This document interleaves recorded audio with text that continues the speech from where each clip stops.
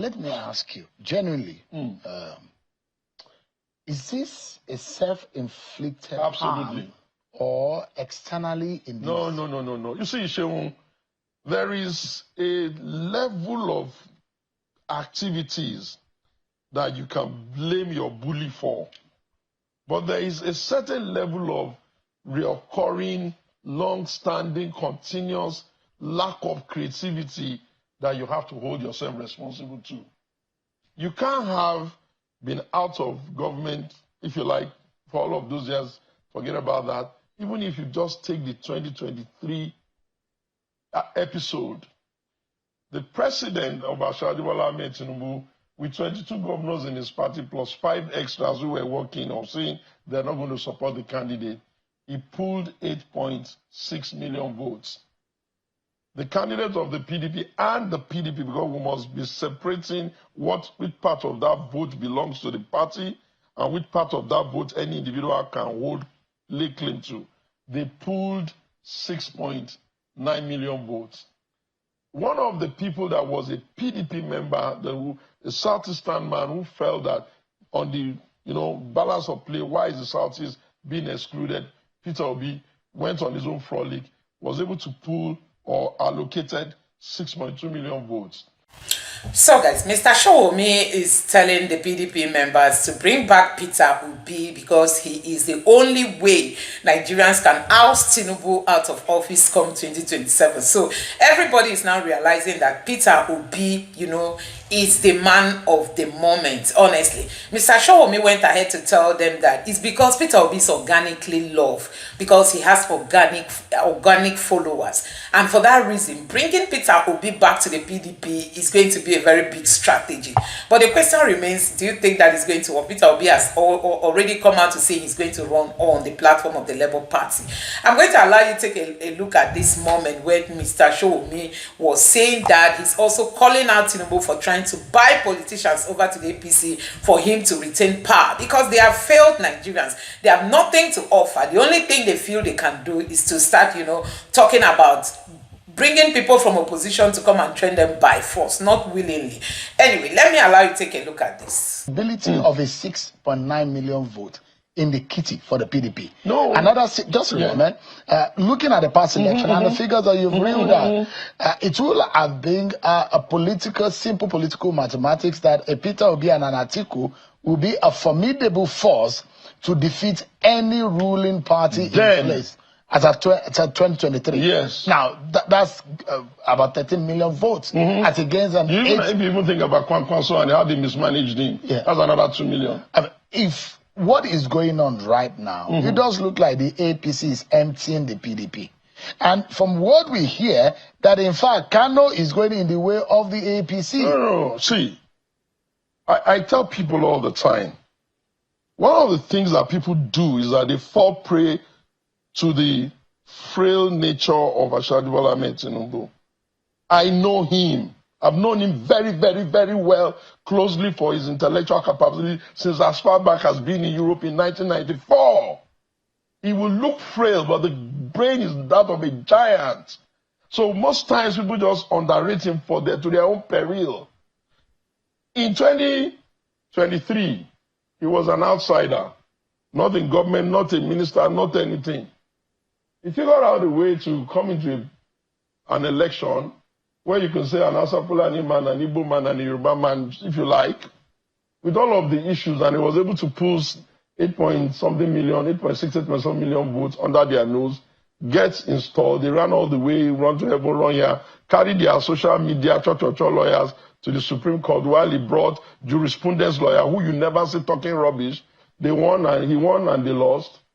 And now he's the president of the Federal Republic of Nigeria. Boldly says, I'm removing something, removed it. Floated the currency because he can't be backing currency with Naira. Long and short, there's some issues here and there. He's grappling with his riding, he's driving, yes, there's poverty and other. And my friends, the painful part for me is that my own side are choosing to be pretending as if that is the kind of easy material in politics they're going to beat. Question number one, what do they know that he doesn't know if we're all politicians? They've not asked themselves one question. In 1999, Tinubu was governor of Lagos. Our last candidate was vice president of the country. Between 1999 to date, why is it that Ballot Tinubu, Ashadu, Mr. President, I'm not disrespecting you, why was he able to know that in 2007, while everybody finished governor and run to Senate, he didn't have to go? In 2011, why did he not go? In 2015, why didn't he go? In 2019, why didn't he go? And by the time he got up in 2023, he's president. So when you are dealing with that kind of behemoth, you expect, even for the sanity of the country and the quality of the democracy in the country, you don't expect the people on the side of the main opposition party to be clowning about like they are doing. What have been the issues? They finished that election, instead of telling themselves, let's go back to the drawing board and look at why we lost the election back to back, they chose to believe the convenient argument they were rigged. Okay, I agree, we were rigged, then what? They did not bother to ask themselves that, okay, when all is said and done, how are we going to max up the number? Simple mathematics, bring people back, beg them, stop quarreling among yourselves, stop fighting. What has happened? They left PK with his anger and his issues, which they contributed significantly to getting him very pissed off. They are giving him approval to go and work for their rival while he sits in their party. They had no balls to be able to either expel him, suspend him, or do something serious about him. That lingered on forever. The whole country was talking about it. They pretended as if they have no ears. Then they got to the issue of, oh, they want to change the national chairman. They want to change the national chairman. They ran on that for months on end.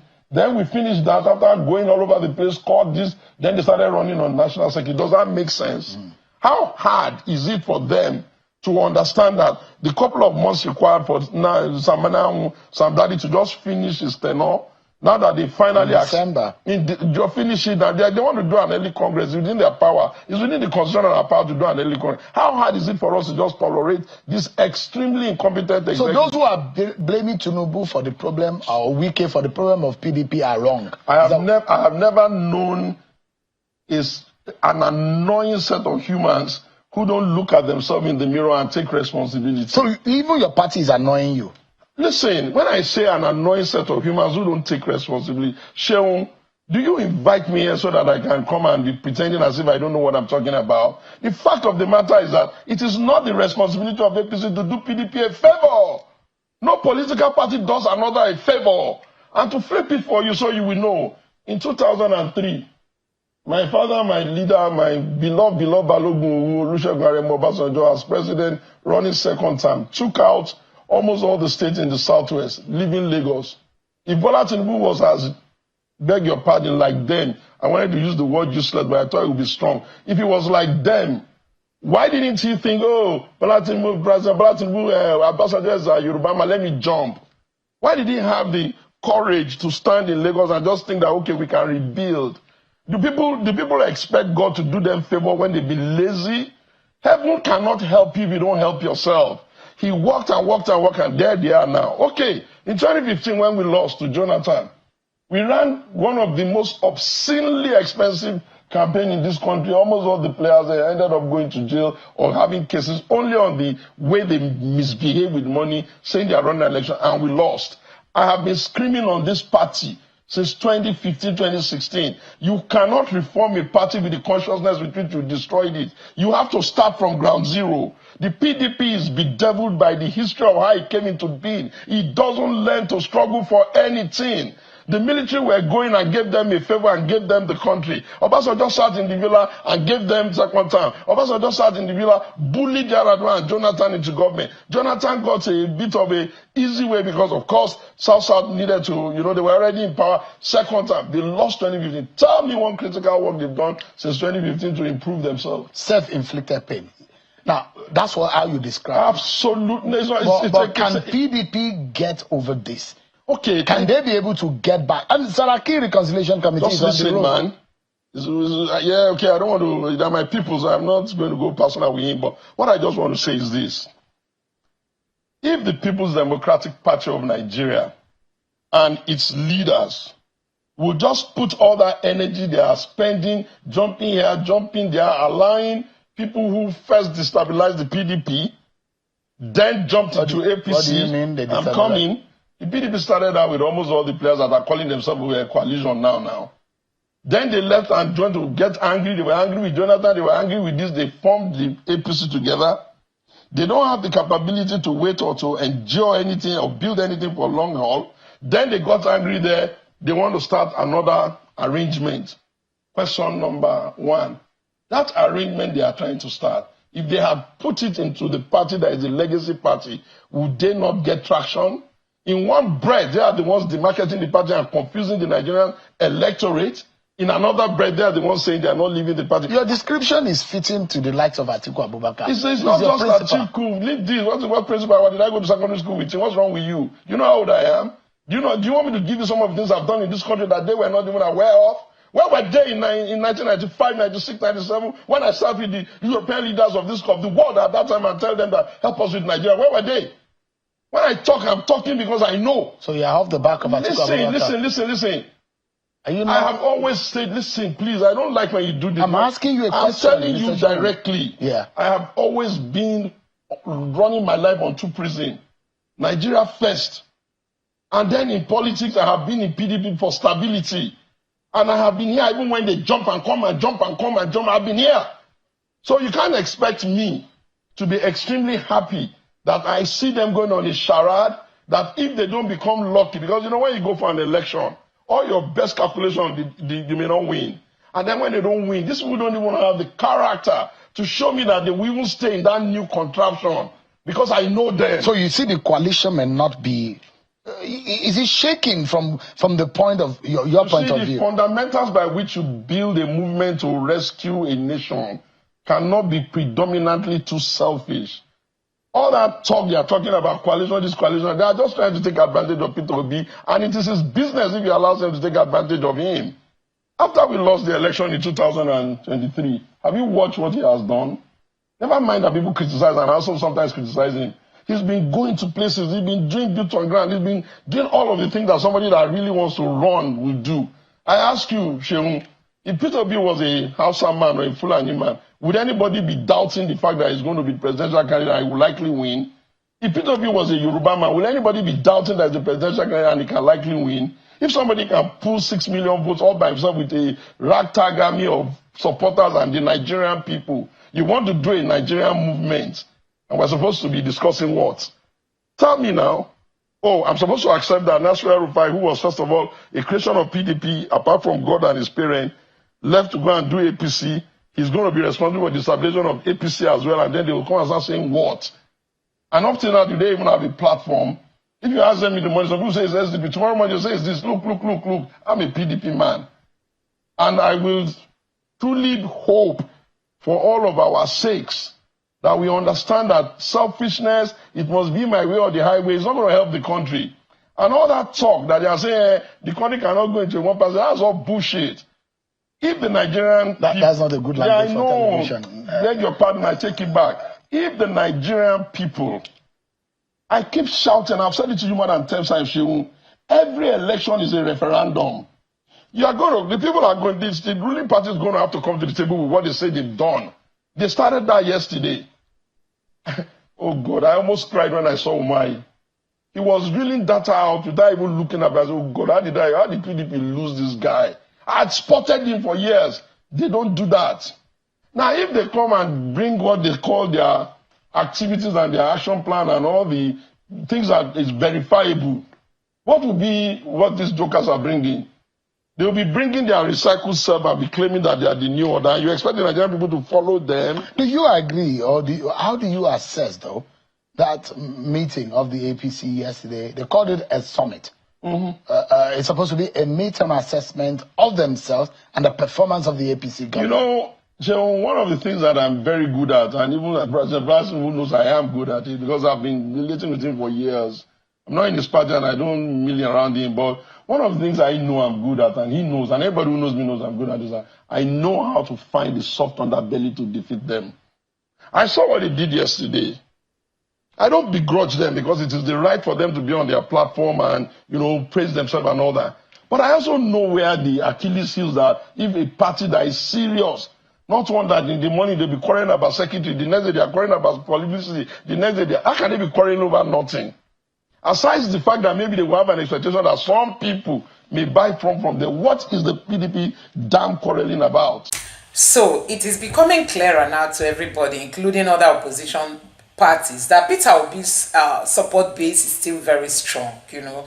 Even though they've tried to force other politicians, some of the Labour Party members to join them, some of the PDP members to join them. But guess what? Peter Obi has genuine followers, and his followers are more of the Nigerian youths who are tired of the system, tired of a regular Nigerian politician who does not care about the people. It might shock you to know that Tinubu has focused in, instead of using the money that is owned by Nigerians to build structures for Nigerians like hospitals, good schools, equipped schools, and vocational centers where people can go and learn skill. You can imagine, with all the trend, all the things happening on the internet, Nigerians are struggling to learn some of these skills on their own. The federal government is not going radical in empowering Nigerians with digital skills, which is one of the easiest way to, you know, to scale through in this economy. And people have been reacting that how can we come together come 2027 to make sure Tinubu is ousted. This person tweeted and said, Tinubu is buying all elites and top politicians. Can the poor masses speak with one voice and chase him out of Asorock? That's the question someone is asking, and another person responded and said, absolutely. Hunger has unified everyone. This other person said, I will say majority for now. Majority, that means majority of the people are hungry. Hunger has unified majority of Nigerians. This person said, why chasing after endorsement when they are barely 2 years in power, just because they have reneged on their promises? Okay, this person is saying it's because they know they have not fulfilled their promises. That's why they start campaigning already. And this other person is saying we need to unanimously decide what we are going to do and do it. And this other person is saying, how desperate are we? That means how hungry are we to make sure Tinubu does not come back 2027? And this person said we must unite to chase them all out. If Tinubu had worked, the people would have loved and voted him again. But it seems that we are right all along, that Tinubu have nothing to offer to Nigerians than to enrich himself and his cronies. So you see that Tinubu has got nothing to offer Nigerians, if not for him to enrich himself and others. So this is what Nigerians are saying. People are tired. We just want a Nigeria that works for everybody. Right now, Nigeria is working, but for the few politicians. They are sharing money. They are telling you that more incomes are coming. Governors are getting more money. The people are not feeling the impact. Anyway, let me know what you think about this in the comment section below. Please don't forget to subscribe to the channel. Turn on the notification bell. Please give this video a like so that YouTube can recommend it to others. And drop your thoughts in the comment section below. Thank you.